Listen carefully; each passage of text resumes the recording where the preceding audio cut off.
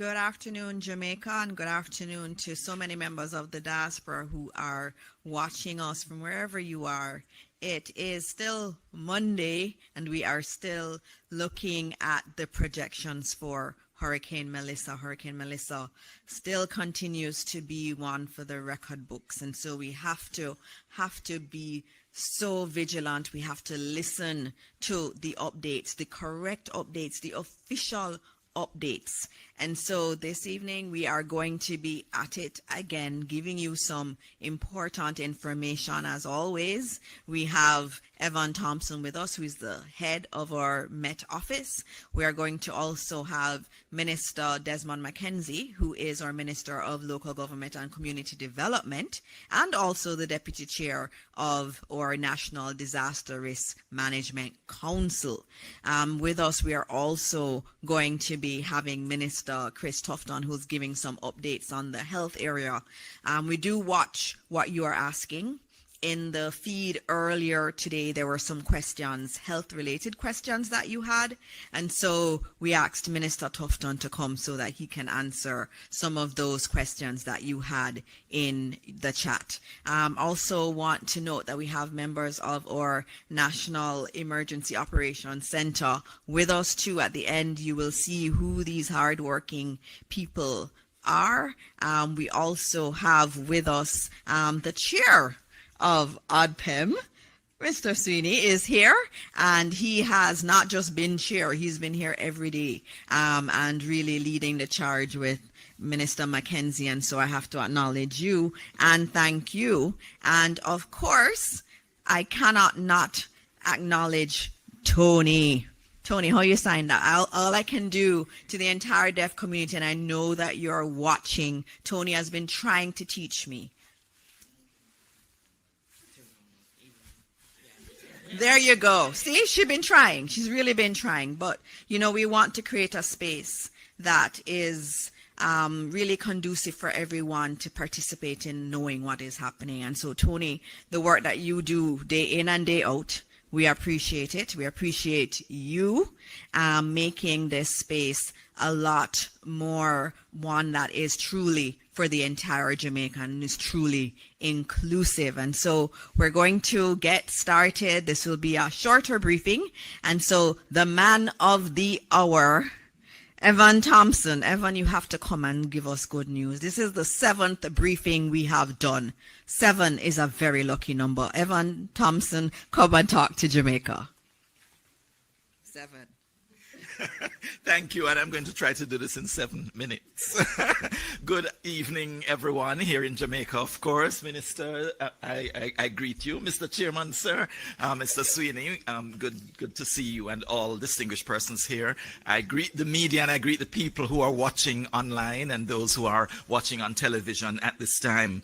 What we have facing us is a major Category 5 hurricane that is over the waters of the Caribbean Sea and moving closer and closer to the mainland of Jamaica. It is some distance, over 100 miles to the south of the island at this time, and it is expected, or it has already begun a slight turn toward the northwest. The movement over the past day or so has been westward, moving from southeast of the island to now just southwest of the island. It is moving now to the northwest, which would suggest that it's going to be moving away. It suggests that, but be not fooled, because the projection was that it would turn first to the northwest and then take a turn toward the north, and then a turn toward the northeast. So it's making a turn to kind of beeline toward the western part of Jamaica. It is what was projected. Many persons were wondering, how could you possibly predict that the system was going to make a turn like that? Because obviously it is moving toward the west. All our meteorologists were telling you online that it is actually going to be moving toward the west and continue westward. But the truth is there are a number of steering patterns that force the direction of movement of systems like these. And as the models ingest the data, they would suggest where those patterns will exist, where high pressure centers would be, and where low pressure troughs would be, where frontal systems would be. And all these have some impact on the direction of movement of systems like Hurricane Melissa. So what was expected is that when there was a break from the high pressure area that was north of Jamaica, when there was a slight break, it would take advantage of that break and move toward the north, because the general motion of a hurricane in this area would be not just west, but a bit north of west, while it makes its recurvature and continues to the north. So this is what was expected. There is a little break that it is experiencing, and so it's taking advantage of that break to move toward the north. It just so happens that Jamaica is the place where the break is being experienced. And so with that happening, we are now seeing that turn, and for the system to continue to make its way, keeping itself as much in low pressure areas as possible, because it is itself a low pressure system. So we see on our picture here, the center, which we call the eye of the hurricane. Right around it, those areas that are very white are what we call the eye wall of the system. Then there are those inner bands, and then wider outer bands, or spiral bands, or feeder bands as they're referred to. These take the moisture, as you see, from the southern part of the Caribbean, moving it into the system. And so it keeps it generating. And you know, they are very warm waters of the Caribbean Sea that all our tourists always flock Jamaica to experience. Looking at the image here now, we see again a satellite imagery showing the cloud mass and the storm, the hurricane as it is, but these dots actually are showing where lots of lightning storms have been detected. So there's lots of lightning that's occurring within the system, and we see that the central part where the eye is located is one of the main areas where there is a lot of activity, heavy thunderstorms. There is torrential rainfall, but there is so much activity in the clouds that it's producing this kind of lightning. Here we see a forecast of the track of this system. First we see how it has moved so far, moving from east to west over the waters to the south. And then as it makes its turn, which is what we are experiencing at this time, the center of the system has started to make a turn, although it appears that it had moved a little bit past the Negril Point, which is our westernmost point of Jamaica. But as I said, recurving to the northeast, and so moving across the island of Jamaica. It's expected to make impact somewhere in the eastern part of Westmoreland, or extreme west of St. Elizabeth. So near to that border of Westmoreland and St. Elizabeth is where it's expected to make its what we call the landfall. There are some terms that we need to deal with. In this case, we have a landfall. In the case of Beryl of last year, we did not have a landfall because the eye did not cross the coast. But being so close to the coast, with us coming into contact with the eye wall, it was considered a direct hit. So it's a hit, but it's not a landfall. This case is both a hit and a landfall, because that center is actually crossing the coast of Jamaica. So a little bit more education, Minister. So it's moving across the island, and we expect that it will make its exit from the island somewhere in the vicinity of Trelawney, St. Anne, as it moves off the north coast. Now, in that time, of course, we do expect that Jamaica will experience significant impacts of this hurricane. It will be a serious event, because this is what we have captured from the radar that's operating in Jamaica. With the showers, you can see some of the shower bands that are already being experienced over sections of Jamaica. The southern part of the island, as well as in the west, we experience quite a few of those bands, and those have been producing rainfall over sections of the island. We've also begun to experience some of the tropical storm force winds, mainly over southern parts of the country, as the system is to the south. But as it moves closer to us, we'll see more of that kind of weather, more of the rainfall as we move into the bands of rain that are surrounding the system. And as we experience more of the tropical storm force winds that surround it moving toward the north, we are going to experience more of that over the next day or two. By tomorrow morning, that's when we expect that center to be making its way to the east, to the coastline. So this is our forecast track. The center of the system, as a major hurricane, will continue to move toward the coastline, and then by tomorrow morning, we expect that it will be making landfall. The exact point, we can't really tell you for sure, but as I said, most likely eastern Westmoreland, western St. Elizabeth, and then it will continue its way across the island. By late in the day, by evening hours, we are expecting to see that center, still a major hurricane, moving off the coast. Earlier in our previous press briefing, I did indicate that although I told you what the wind speeds would have been expected to be when it makes landfall, but I indicated that it would have been Category 4. On further review, it would be a Category 5 hurricane making landfall in the southwest, and this is according to the current projections. So it will move across, starting as a Category 5, but then reducing in intensity as it moves toward the north coast, and then it would make its exit and head toward the eastern part of Cuba. That's the forecast track. Here we see an image that indicates somewhat where the peak storm surge would occur.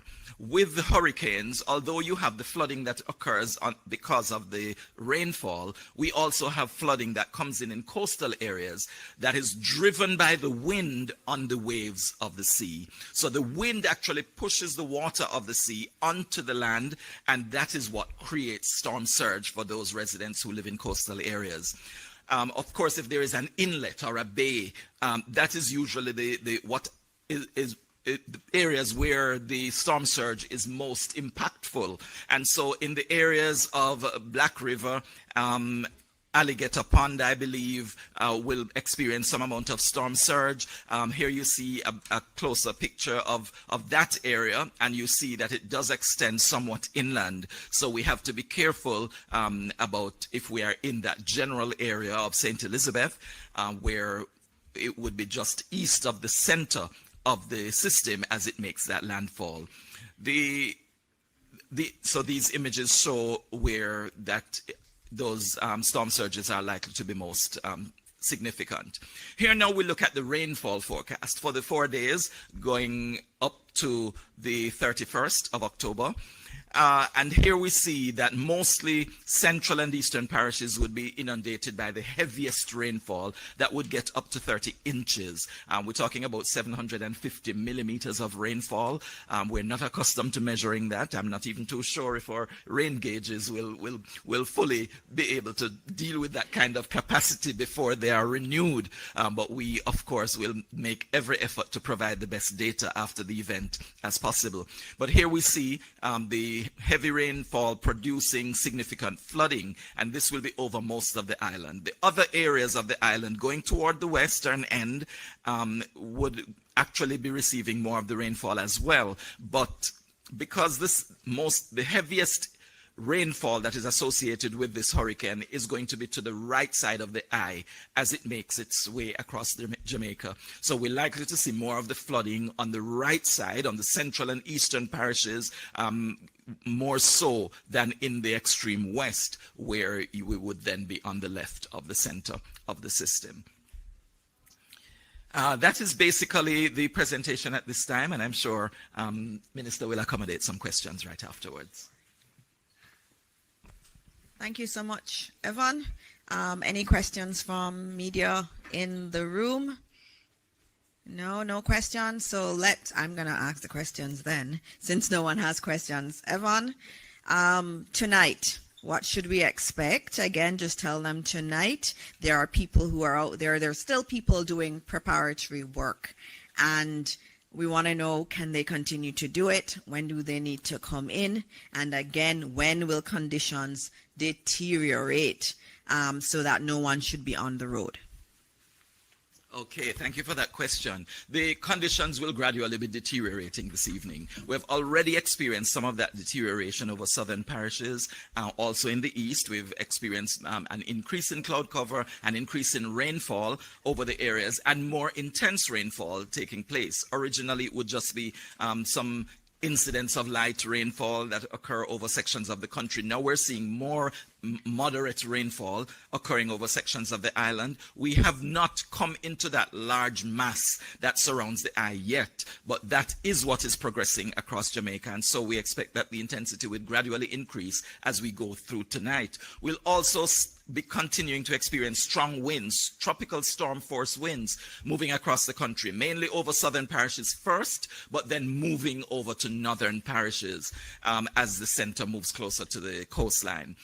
Also, as we go through the night, we also are expecting that we will have hurricane force winds beginning to impact, starting with the southwestern part of the island and then progressing across to central parishes. We're not expecting that the hurricane force winds will actually get all the way to the eastern end of the island, but tropical storm force winds will continue. The hurricane force winds extend only 45 kilometers or 30 miles from the center of the system. So if you're outside of, say, 50 kilometers from that center as it moves, your experience is going to be mostly tropical storm force winds. Don't take it too lightly. That can also produce quite a bit of damage. And the rainfall that's associated with the system will still be very much that you could have flooding in any area of this country. So expect all of that as we go through the night. The hurricane conditions will get, of course, increasingly intense as we get into the morning hours of Tuesday. Thank you very much, Evan. I don't see any other questions. You've heard it. It's still category 5. Oh, there is one question. Can we get the microphone to someone who never asks questions?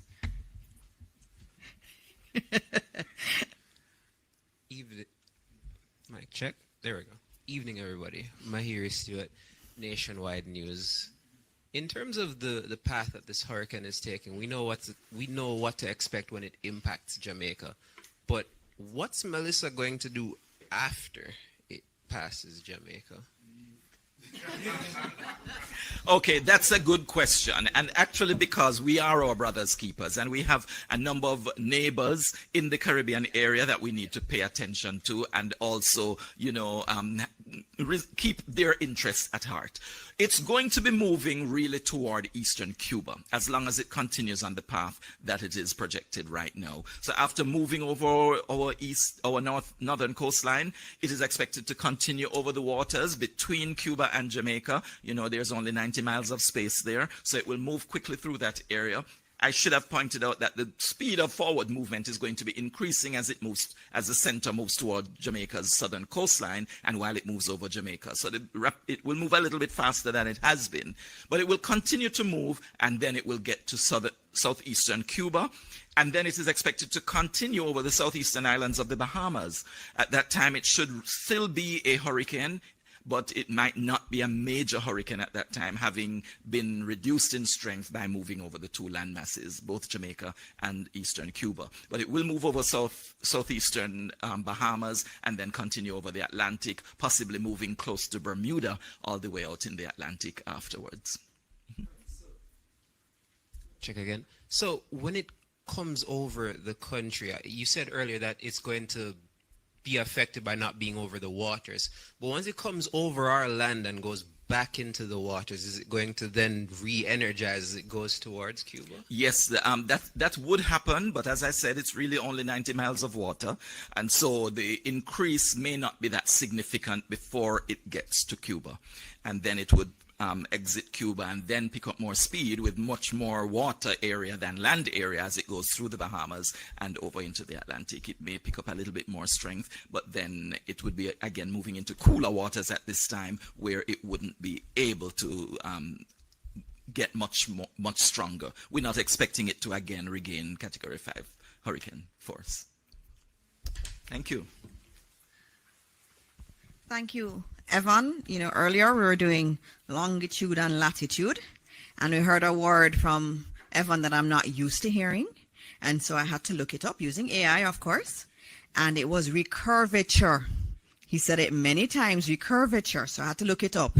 It's a change in the path of a tropical cyclone from a generally west to northwest track. So remember, it was going west and then it moves then to a northeast or eastward track. So that's what recurvature is. So it was going to the west, but now it's going to turn and go towards the east. So thank you very much for teaching me another meteorological term today and all of Jamaica, that term. And so now we're going to go to the other man of the hour, or Minister of Local Government and Community Development, the man who is responsible for disaster response and who does a tremendous job of it. He is non-stop. He is here through the night, all through the day. Minister Mackenzie, I do not know how you do it, but you continue to serve this country, and we're very grateful for it. And so please tell us where we are with everything under your purview.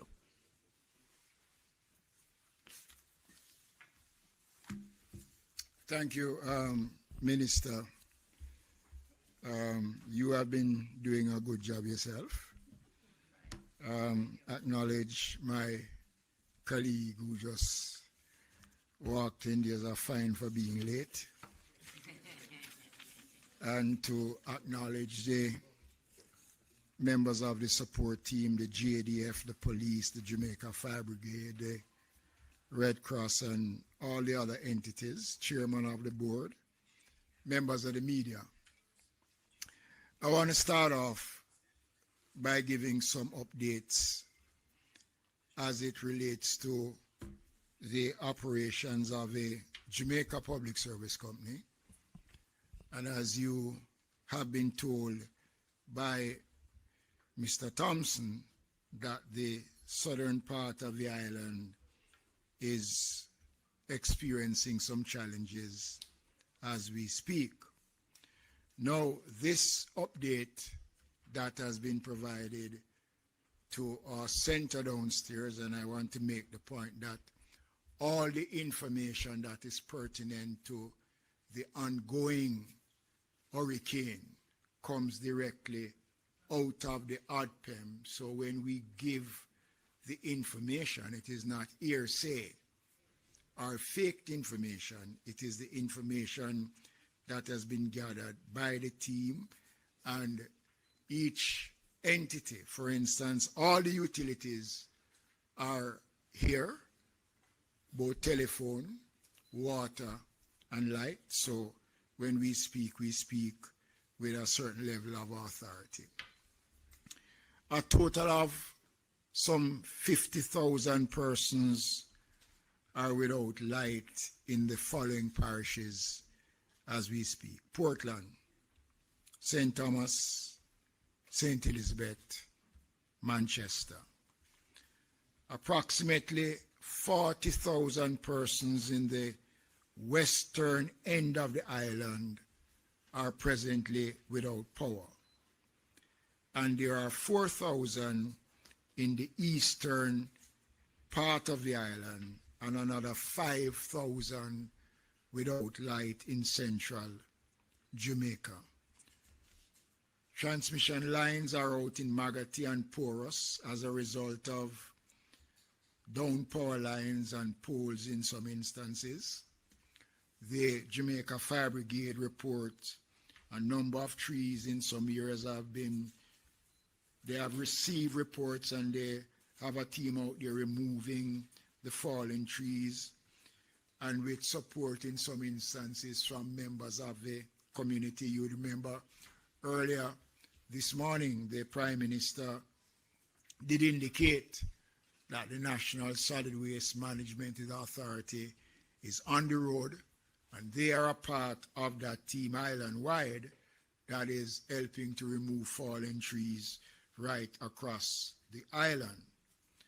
The Red Cross reported that at Veer Technical High School, approximately 300 persons are at the shelter, and the concerns that we have is that in short order, and I guess by now, the shelter would have reached its maximum capacity, and steps are being made to house persons seeking shelter at a different location.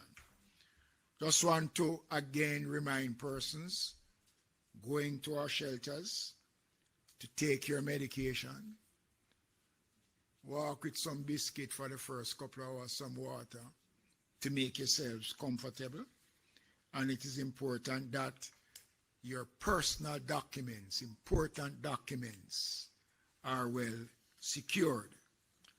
The issue of shelters, ladies and gentlemen, Jamaicans, has become more pronounced because during our briefing meeting with the ADPEM and various persons, it was brought to my attention that the new wing of the transitional center at King Street, the Desmond Mackenzie Center, we'll have to activate that because the work of the police and the team on the ground has brought in more persons off the streets in the shelters, and that is very commendable.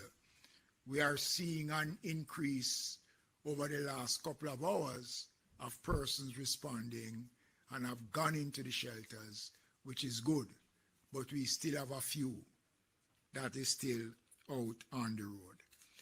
I want to address some concerns around shelters that was brought to our attention concerning the Myersville area in southeast St. Elizabeth, and the fact that complaints were made about those shelters.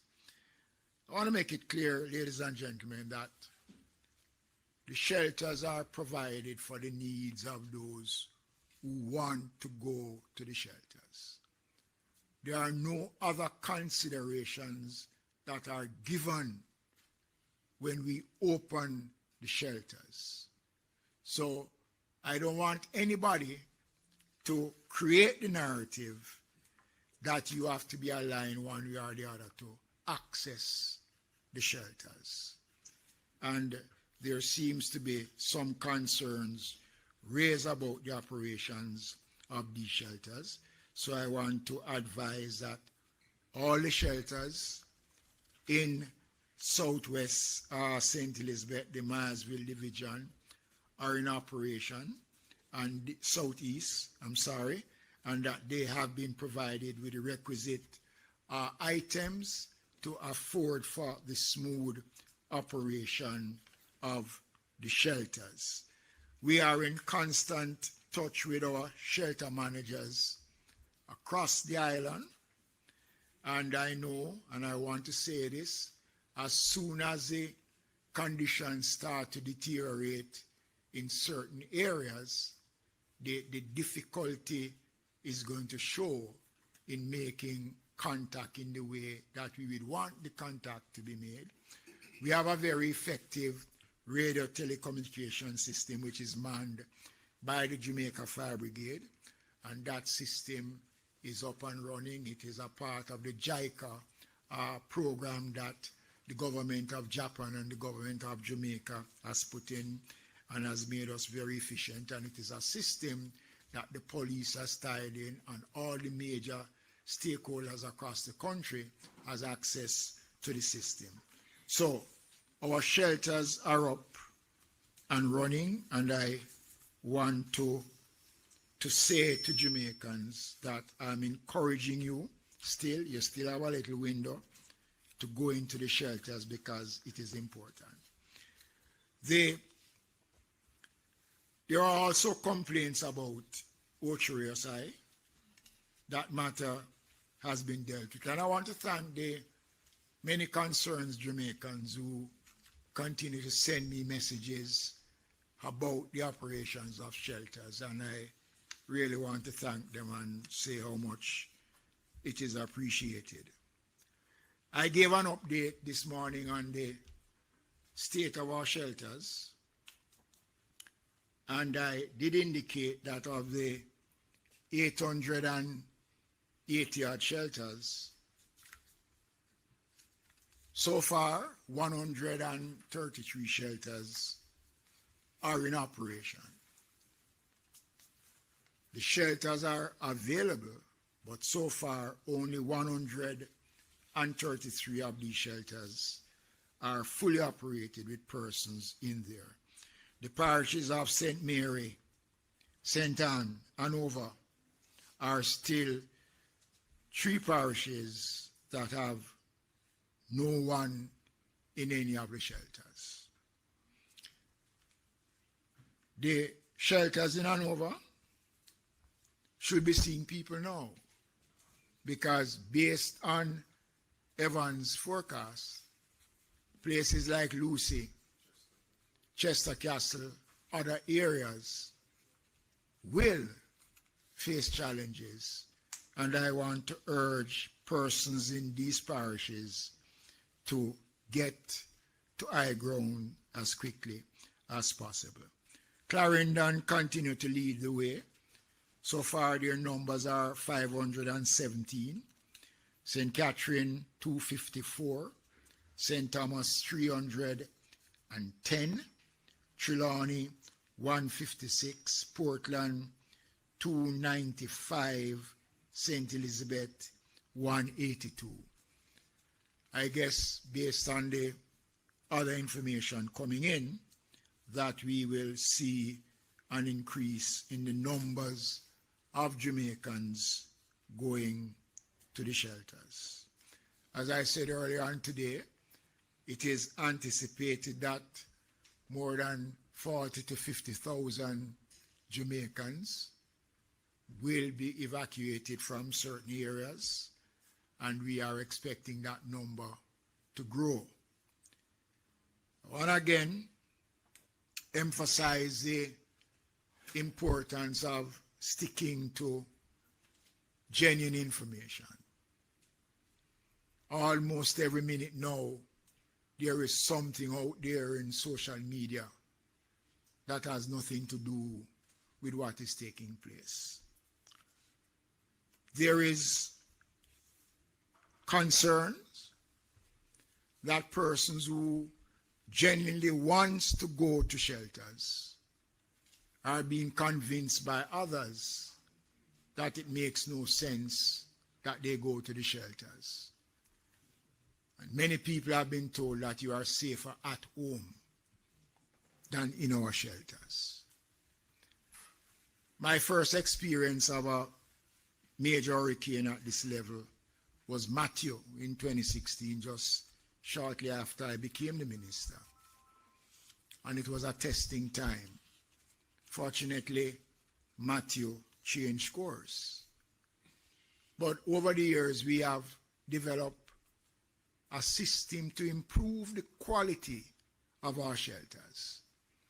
And I will not deny that some of our shelters might not meet the expectations of Jamaicans. I've said it before, the shelters are not a 5-star hotel.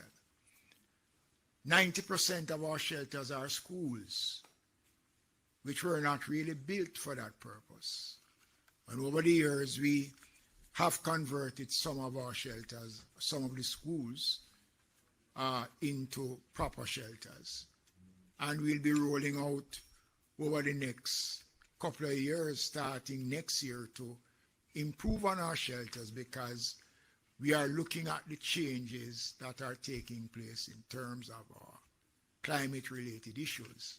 And therefore, as a country, as a government, we have to move, and we have to make the kind of investment that will ensure that our citizens are comfortable in what we say and will respond to the issues when it arises. So, am I feeling better?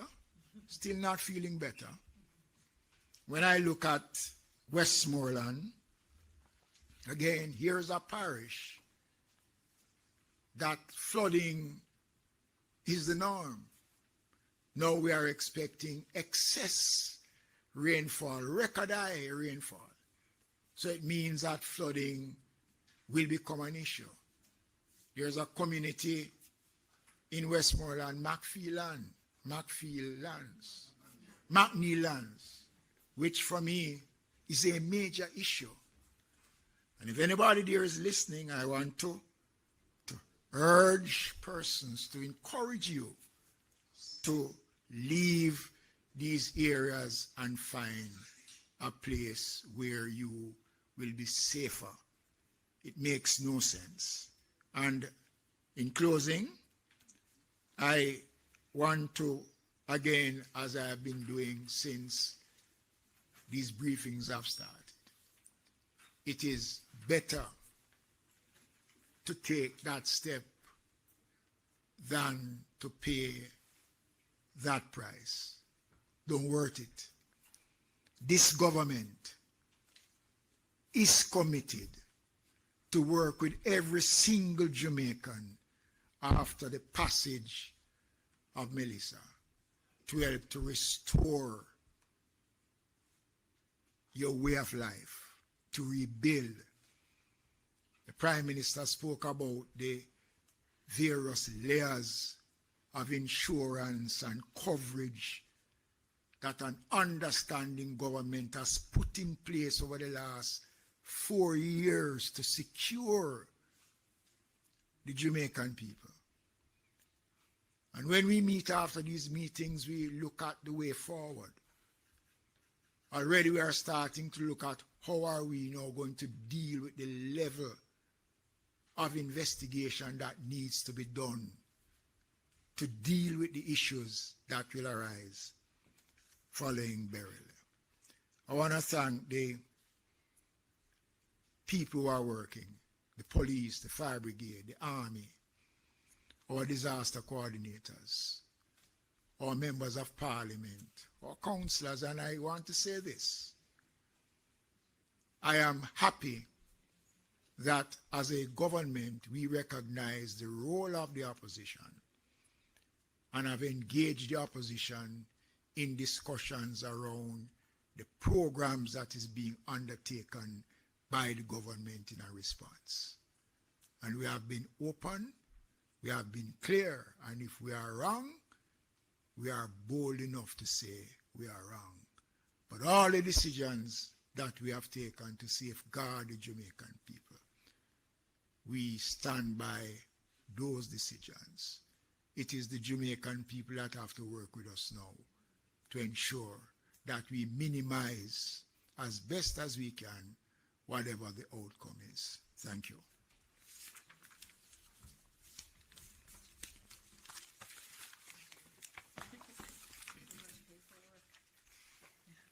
You see all the reports. Yes, you see all the reports that he has, and I have to acknowledge the head of ODPEM, Mr. Richard Thompson, who is also working really hard. Thank you, Richard. All right, so up next we have Minister Tufton. I know there are some other questions for Evan Thompson that we got online. They really have questions for you. They want to know more. We'll get to those after Minister Tufton speaks, our Minister of Health and Wellness.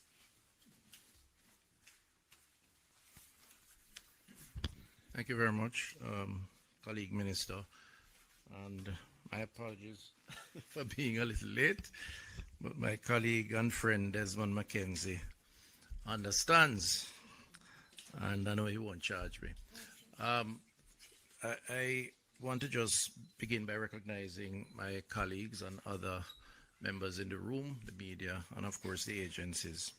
So a couple of things that re-update.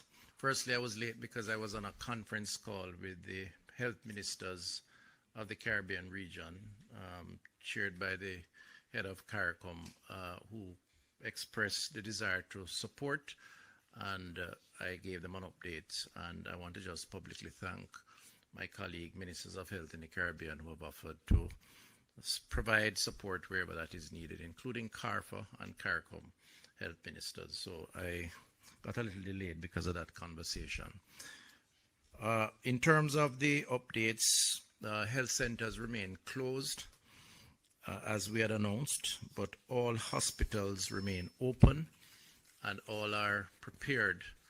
I have done a number of visits over the past 24 hours or more, visiting some of these institutions, having conversations with the staff, and at the Emergency Control Center in New Kingston, headed by Dr. Dawkins Wright, who is here in the audience. We have had several briefs involving the respective regional health authorities and the hospital heads. And from all that I have seen, we are prepared and ready There's adequate water storage supplies, adequate food both for staff and patient, adequate medical supplies, a logistics infrastructure which involves our own logistics but also coordination with other agencies like the Fire Brigade and others. And I think generally speaking, there's a staff that is ready and waiting. The message to them is firstly to take care of their family members, ensure that their homes are safe, and then commit themselves to ensuring that over the next number of hours, they will commit fully to serving the Jamaican people from a healthcare perspective. So that is in place. We are concerned about a few hospitals that are on the coastline. So Noel Homes in Hanover, Black River in particular, in St. Elizabeth because of where the storm will enter the country, and Falmouth, Trelawney. We have evacuation plans for those institutions. So today we started some evacuation efforts out of Black River. Fortunately, we just completed a 12-foot seawall on the coastline between the hospital and the sea, and that is in place, which will provide a buffer and some protection. But based on projections of 13 or more foot waves, we do anticipate a breach of that. So we have moved some of the services out of the hospital further inland and have relocated patients from the ground floor to the second floor and hope that that will suffice for any surge that will take place. The other institutions have evacuation arrangements and will exercise that as the case may be. Each of those institutions, of course, have generator backup power that will take them hopefully through the period that may be downtime until power is restored. The staffing for the surge capacity are in place. Rosters are in place. Doctors, nurses, biomedical engineers, drivers, and porters. All of those are in place to deal with the possibility. Very sad to announce that even though the storm has not yet hit, we have had 3 deaths related to the preparation of the storm. One in Hanover, one in St. Catherine, and the other in St. Elizabeth. And these are due to persons preparing for the storm, unfortunately, cutting down of trees in particular. In one case, a tree fell on one of the individuals in St. Elizabeth. He was airlifted, and it's a health worker. He was airlifted to the University Hospital and succumbed to his injuries. Another case in Hanover, the same thing. And another case in St. Catherine. In one of the cases, there was an electrocution, as is reported to me, linked to the cutting down of trees. There have been about 13 other injuries linked to preparation, most of which are linked to persons falling off ladders or rooftops, trying to prepare for the storm. I just want to use the opportunity to urge Jamaicans, firstly, to express condolences to the family members who have lost loved ones, and the health system will provide support as necessary to those individuals. But to also urge Jamaicans, we understand the need to prepare, but we urge extreme caution in that preparation. If you need help, call for help, but be careful that you protect yourself even in the preparation, because already we're seeing the tragedy of lives lost. In terms of the challenges around the actual event, which very little can be done between now and early AM, which is when we expect the storm to hit. Outside of the preparation of the institutions, and we urge those home to ensure that they have adequate drinking water, because turbidity can impact quality of water. So to the extent that you can collect your water now while your pipes are still running, please store drinking water. The non-perishable foods, please be mindful of that and secure that to the extent that you have not already done so, and there's an opportunity so to do. We are aware that from a health perspective, post the event, there is the risk of contaminated water, contaminated food. The ministry, part of the discussion I had today with the public health team, we have just about 600 of them. These are the officers who go out into the field and visit, retail outlets, wholesalers, institutions to ensure that the integrity of our food chain is maintained. They, under the law, have the authority to seize and dispose of foods that they suspect is contaminated, because a major consequence, if we get past the storm, is the ill effects of what happens after, and water and food are critical.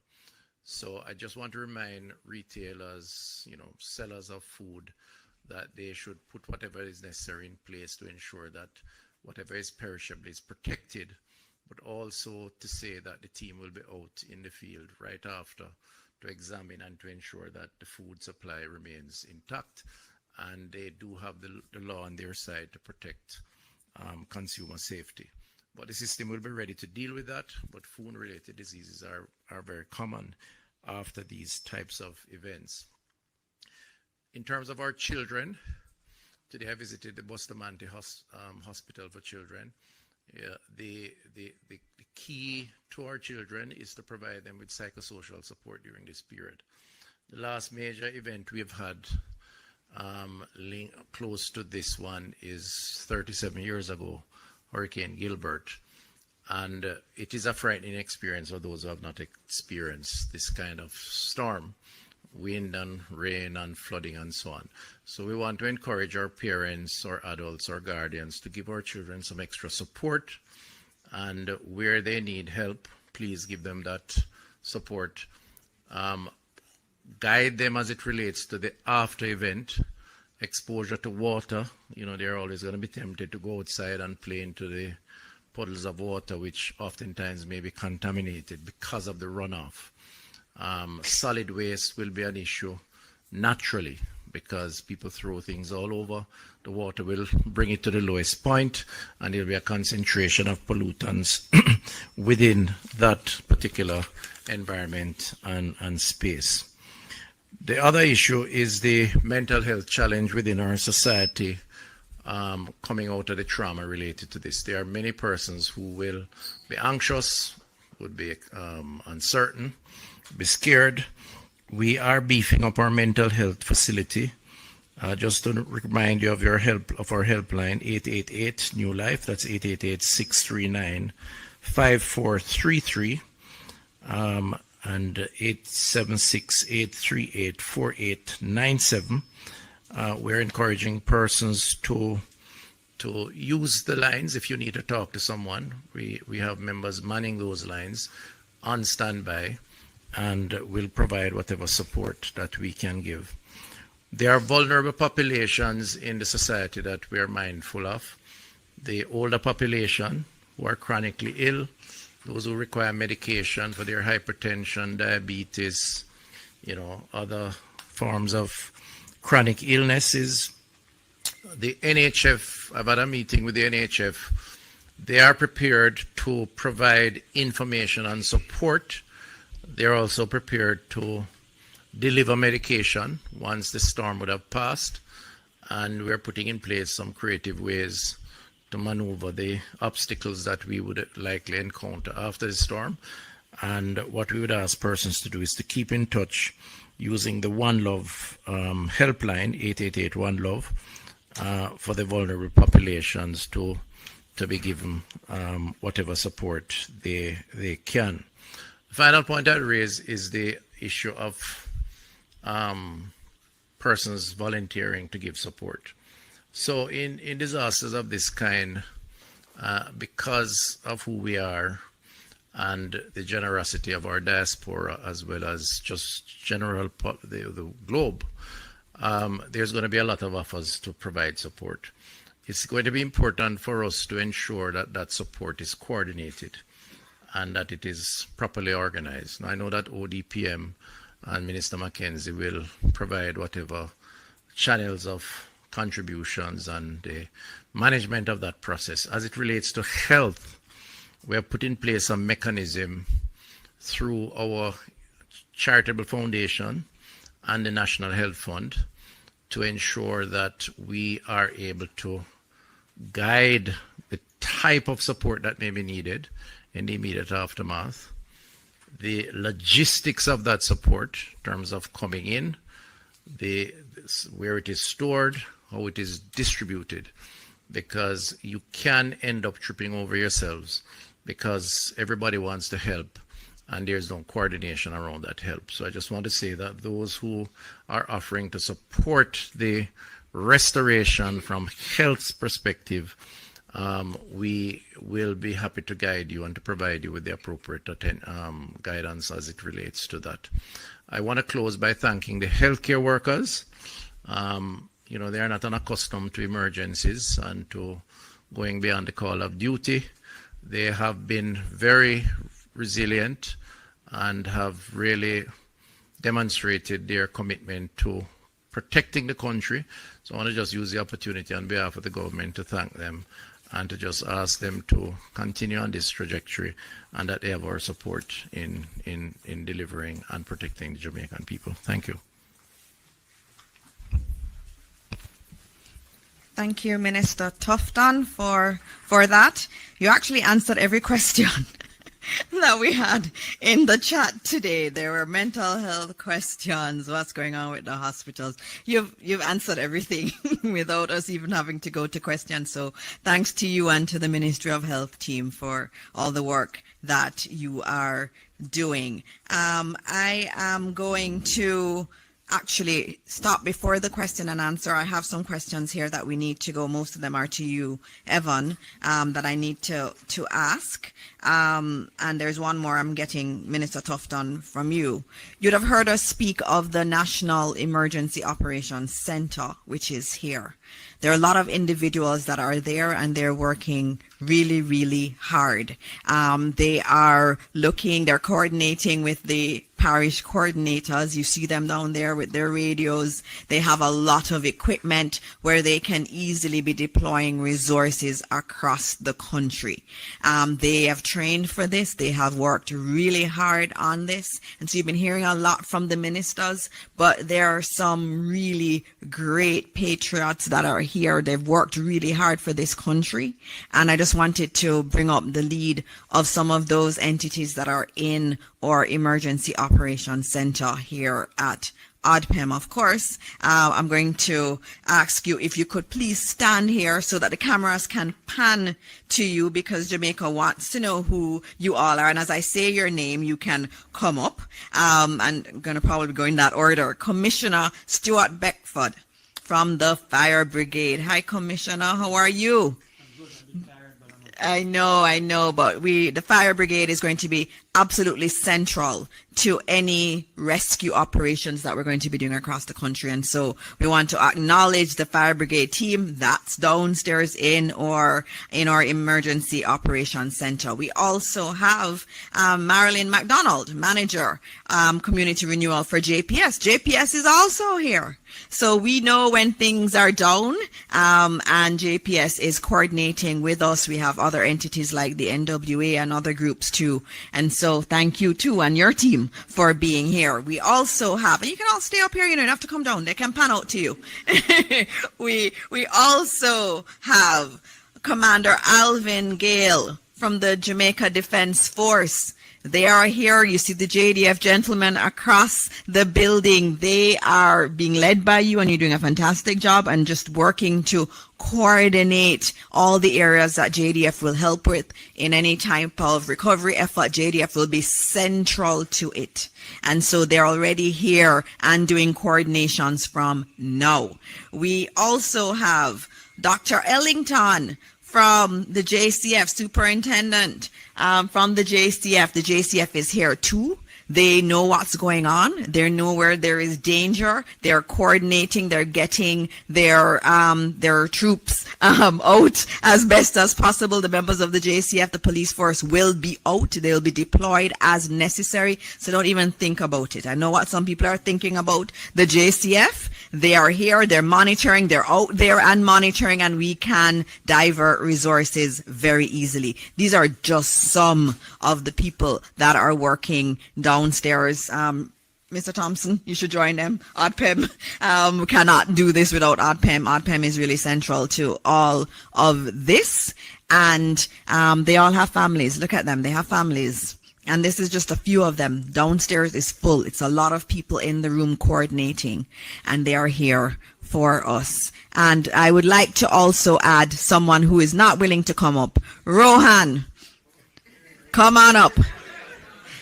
You see Evan here all the time, but Rohan is really doing a lot of work. Rohan is here. He is always here.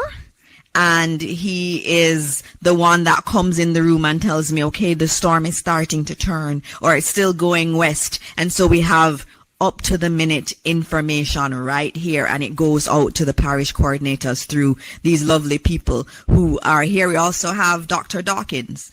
Can you join from Minister of Health too? We have a Minister of Health rep here all the time. They come in shifts, but there's always someone from the Minister of Health. We are coordinating. So if we know there's a problem in a particular area and that we need to mobilize resources in a hospital, we can do so. Look at their faces, all working tirelessly for Jamaica. And we want to say thank you, thank you, thank you. Thank you all. All right. So, having said that, and thank you again, we are going to go to the questions. And I see some from Emily Shields. I'm going to give you all of yours, Evan, that I have. The first one was, and this is from Emily Shields, she wanted to know that the system, you said that the system is 100 miles away or south of the island.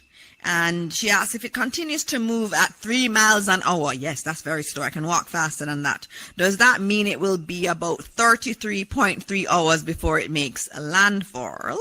Or how close to land must it be before hurricane force wind is felt? And someone else was asking, why has this moved so slowly? They want a little bit of lesson, meteorological class on why this would move so slow when we're used to hurricanes moving so fast. Evan?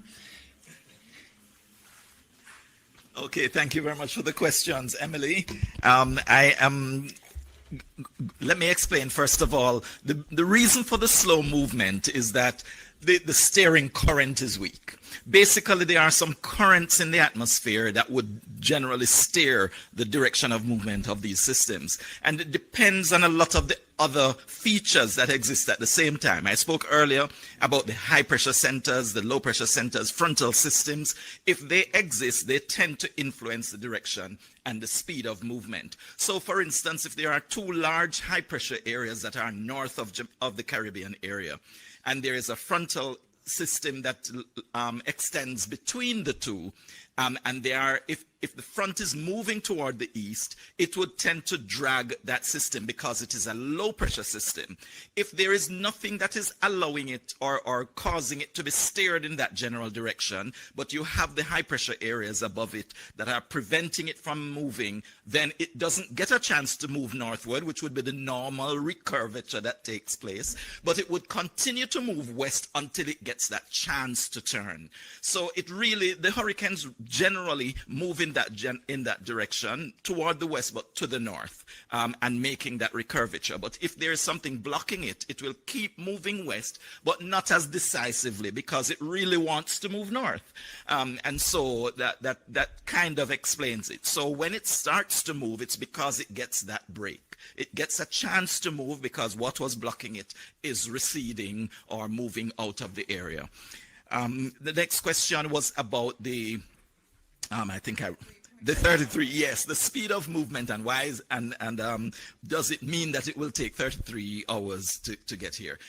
really, I did mention it's moving slowly now, but after this turn, it's expected to move much faster as it moves toward the northeast. And that is because, again, the steering current is going to be pulling it in that direction because of another feature that exists that will allow it to be pulled to the north. So if there is a frontal system that is in the area to the north, then because that is there and it is taking advantage of the break between the high pressure systems, then that will pull it faster in the direction. And so it's expected to move faster.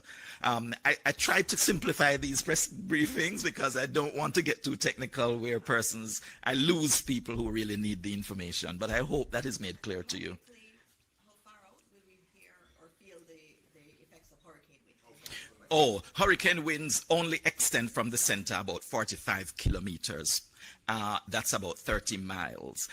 So when it gets 30 miles from the coastline, that's when you start to feel those winds. And then, of course, it will take you have to calculate the speed of movement, and as it moves toward the north, how long you will continue to experience those winds. But the center would have to have passed 30 miles from you again as it moves away before you start to move away from those hurricane force winds being experienced.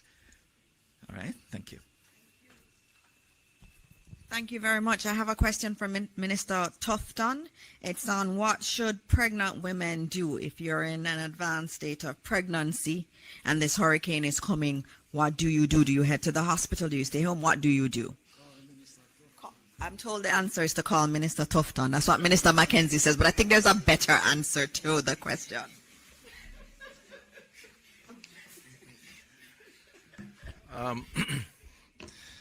Okay, so having second-hand experience on this, not direct experience. No, but the first thing we'd advise is that you consult with your physician and allow the physician to guide you. There's still an opportunity so to do. The communication channels are open. So if it's in the public health system, you can call the 888 One Love number. That's a universal number that's available. And if you are in a private arrangement with your physician, then certainly call your physician. Ideally, if you are close to delivering, then the hospitals will make arrangement, or the doctor with the hospital, to house you so that, assuming any circumstances that require hospital care, there's no need for the logistics of movement. That's, I think, is a standard approach.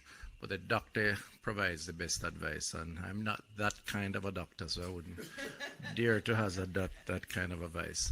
I just want to say that it's important that you protect yourself again. We can fix, as doctors, medical doctors that is, we can fix injuries, but we can't fix regret. And so it's important for you to just take care of your families and ensure that extra precaution is taken. Thank you. Thank you, Minister. Are there any other questions from the media here? Okay. Need the microphone? Anybody has a microphone? We have a question. Microphone.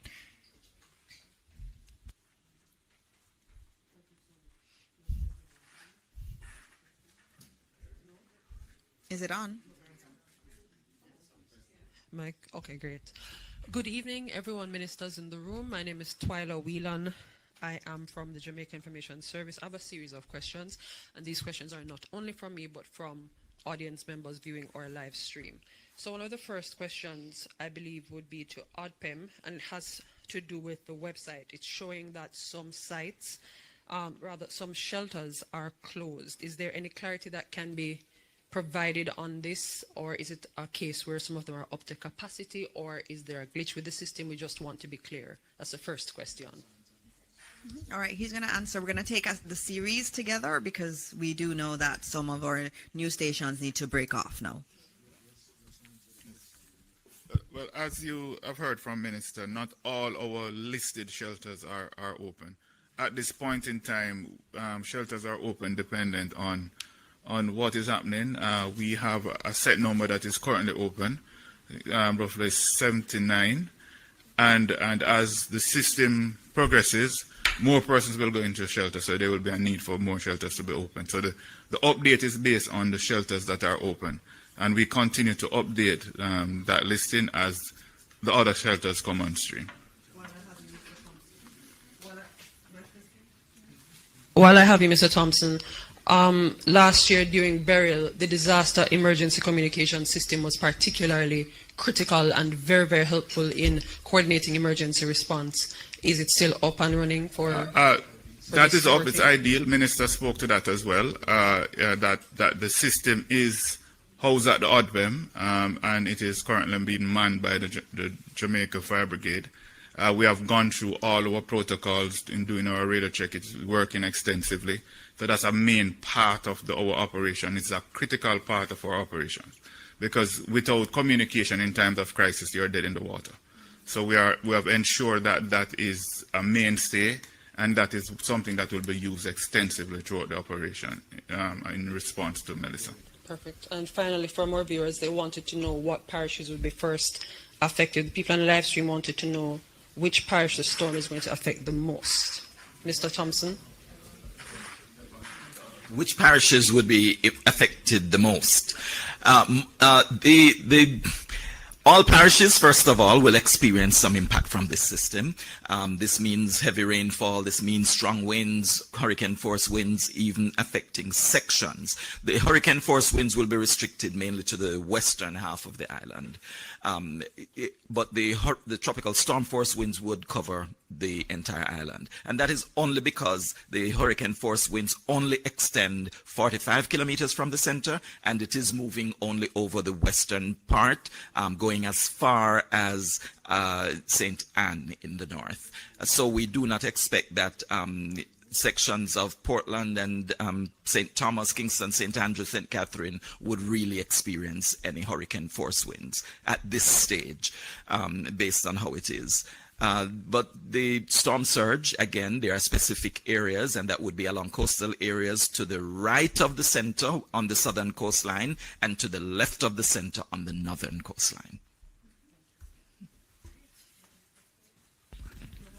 Okay, thank you all. There's just one last one, and I'll answer it because Minister had already answered it. It was, how are the evacuation efforts going in places like Rocky Point and Portland Cottage in particular? And those are actually going well. Minister Mackenzie had been monitoring those, and persons were in fact heeding the evacuation orders. And so we are encouraged by that, and we ask others who may not be doing the same to follow suit also. All right, so I don't see any other hands up, and so we are going to close this press briefing now. And I'll just say something. I was on an interview earlier with international media, and they asked me what would Jamaica want to say to the world at this time. And it was a hard question, but there was a flag, and I remembered our flag, and I remembered the colors of the flag. And I remember the black in the flag, which stands for hardship, the green for the beautiful green land that we have, and also the gold, which is for the bright sunshine. And what I said to them was, we are a people that are resilient. We have always had hardships. And today, tomorrow, the day after, as we go through Hurricane Melissa, will be days of hardship. But we know, we have confidence that after this storm, the green land will emerge to us again, and that the sun is going to shine. And so as we go to bed tonight, we know that God is with us. God has always been with us, and he will continue to be with us. And we will pray, and we'll get through this together, and there will be beautiful sunshine after this. Thank you all, and God bless Jamaica, land we love.